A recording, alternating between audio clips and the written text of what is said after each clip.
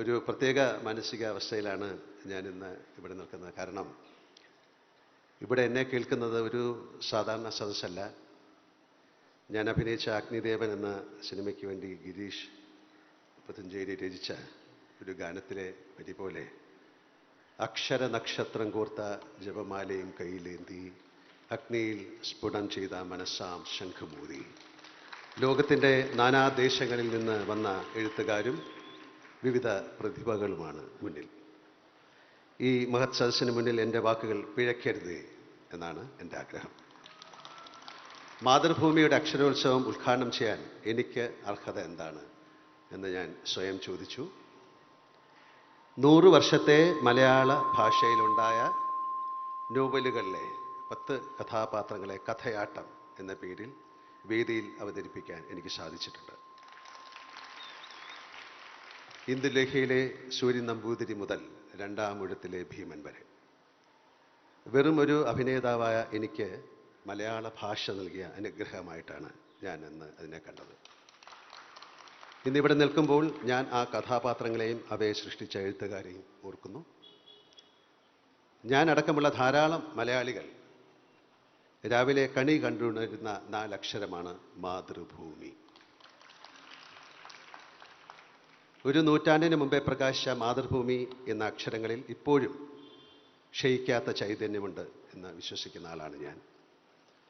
മാതൃഭൂമി മലയാളിക്ക് വെറും ഒരു പത്രം മാത്രമല്ല, മഹാത്മാഗാന്ധിയുടെ അനുഗ്രഹത്തോടെ സ്വാതന്ത്ര്യ സമരത്തിൻ്റെ ഭാഗമായി പിറന്ന ഈ പ്രസ്ഥാനം കഴിഞ്ഞ 103 വർഷങ്ങളായി കേരള ജീവിത സംസ്കാരത്തിൻ്റെ ഭാഗമാണ്.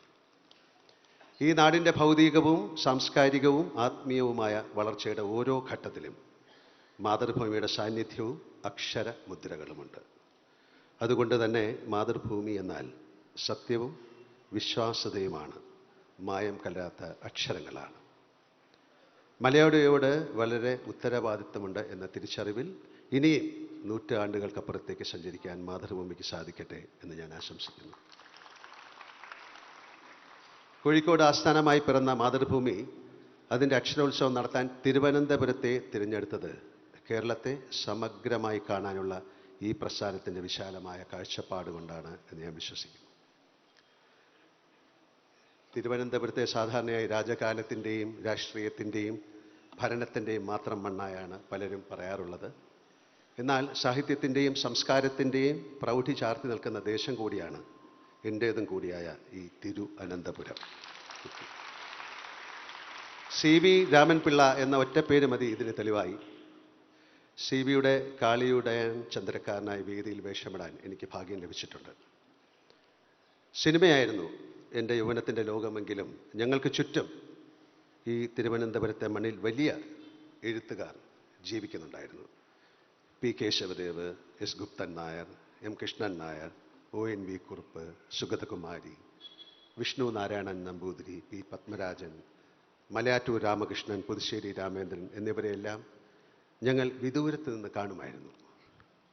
അക്ഷരത്താൽ പ്രകാശിക്കുന്ന ഈ വലിയ മനുഷ്യരെ കണ്ടാണ് ഞങ്ങൾ വളർന്നത്. അവരോടൊക്കെയുള്ള ബഹുമാനം ഇപ്പോഴും ഞാൻ മനസ്സിൽ സൂക്ഷിക്കുന്നു.